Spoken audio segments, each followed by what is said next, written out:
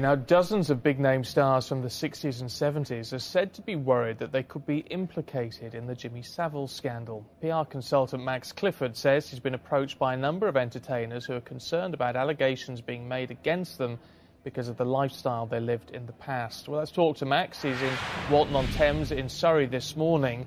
How many celebs are we talking about here, Max? I would say at the moment, Stephen, probably between a dozen, maybe 14, 15, not just this country, but in other countries in the States, and not just the stars themselves, but, you know, some managers that are concerned about their stars that they represent, who were big stars in the 60s, 70s, 80s, and can barely remember what they were doing last year, let alone 30 years ago or more. So there's a lot of people that are anxious, and they just call me and say, Max, will you keep us in the picture? And if you hear our names being mentioned or anybody's asking questions, will you please let us know? Anxious? What exactly about? I mean, say that they're worried about being implicated in this scandal. Well, I mean, are they coming up with any specifics for you? No, and they don't need to, Stephen. Look, 60s and 70s, everything exploded. The music explosion in this country, which of course was worldwide, huge social change, young guys that suddenly were working in a factory and then the following week they were pop stars. You know, everywhere they went there was young girls throwing themselves at them in dressing rooms, in hotels, at concert halls, at gigs. It was that kind of time. So, you know, a lot of them don't remember exactly what went on, and it was going on in a vast scale all over Britain, all over the world. But there was a lot of people around these people, the Jimmy Saviles of this world, that saw opportunities and manipulated the situation to suit themselves. But there genuinely is a lot of anxiety. I mean, Freddie Starr phoned me several times. I used to work with Freddie a long time ago. Sorry about the plane.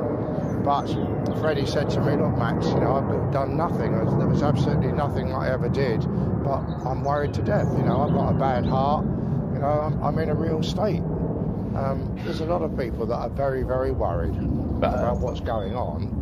And as I say, in no small way, Stephen, because many of them can't remember what they were doing, as I say, a year ago, let alone all that time ago. I mean, it's quite disturbing, though, isn't it? I mean, we are, as you say, we do need to put it in context. It was a different time, but we are talking about people, are we, who are saying, you know, they may have, inadvertently had sex with someone who was underage and not realised it. Look, if you're 19, 20, suddenly you become a pop star, and suddenly a dozen girls burst into your dressing room, changing room, or whatever, and that's the kind of thing that did and would happen, you don't actually sit there and ask for birth certificates. You know, they're worried, they're concerned, you know, they don't remember exactly how, what, where. And of course, all of this thing has burst out now. You know, hundreds of people have come forward about Jimmy Savile. A lot of these people knew Jimmy Savile, met Jimmy Savile, worked because he introduced them on television, etc., etc., or introduced girls to them by way of just nothing more than an introduction. I don't mean for sex, but, you know, this is such and such. And of course, these girls were very grateful to Jimmy Savile for making all those introductions. So you can see why there's a lot of concern out there from a lot of people. As I say, you know, the last few days I've had an awful lot of calls, and I expect to get a lot more. Some of them from very famous people who in the 60s and 70s were, you know, in the middle of this whole explosion, music explosion in this country. Again, I want to keep it within context. We don't want to make any allegations at all, Max, as you should be fully well aware. But, we're not. I mean, but are you compromising yourself in any way by, in effect, stepping between the breach here for some of these people who may, by their own admission, may have, inadvertently, we'll say, had sex with people who were underage? No, look, it's very simple. You know, I'm very close friends with a lot of these people and have been for 40, 50 years. So they know that I'm in the middle of the media world. So I'm the first person that they turn to, not just on this subject, but lots of subjects.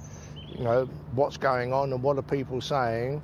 But obviously, if you do hear anything about me, will you please let me know? Or the manager saying, will you please let me know if you hear anything in that context?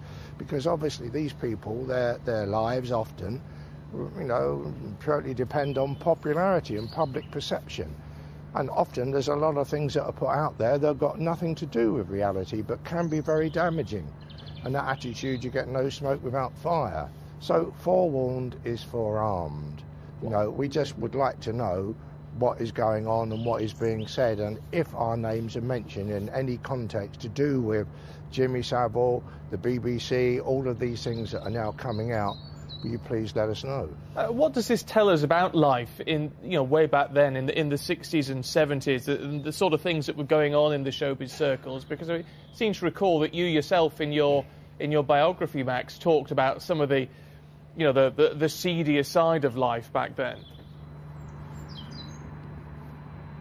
Well, I mean, none of us saw it as seedier. You know, it was something that a good time was being had by an awful lot of people, and everybody at the time seemed to be very happy about what was going on. And I can only say from everything that I ever saw and experienced that the young girls were extremely anxious to be part of these things. Obviously, what we don't know now is that some of the things that went on, the parties, the dressing rooms, the TV studios, you know, were these girls 19, 20, 21 or younger? And of course it was 40, 50 years ago. But a lot of people are worried because they know what went on. They know what they were caught up in. You know, it's pretty much common knowledge, especially around the music industry and television industry, the kind of things that were going on regularly during the 60s and 70s and possibly the 80s. So you can understand why there is that concern. So those people that have been talking to you are anxious, though they don't believe that they've done anything wrong. I mean, would they be happy to talk to the police? Is that what they're telling you, what their managers are telling you? Yeah, they're all saying that they were totally unaware and they themselves have never done anything remotely like Jimmy Savile. And that's exactly what Freddie said to me. He's totally innocent of these allegations. But naturally, they're concerned because a lot of names are being mentioned.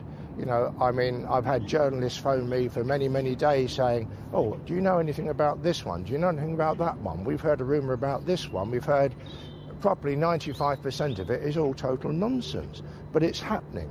And they're aware it's happening, and they're obviously concerned, and they want to be the first to know that if someone is putting their name in the frame, someone, a producer is saying, well, I saw this, or a young girl is saying that, then please let us know, because we want to know straight away.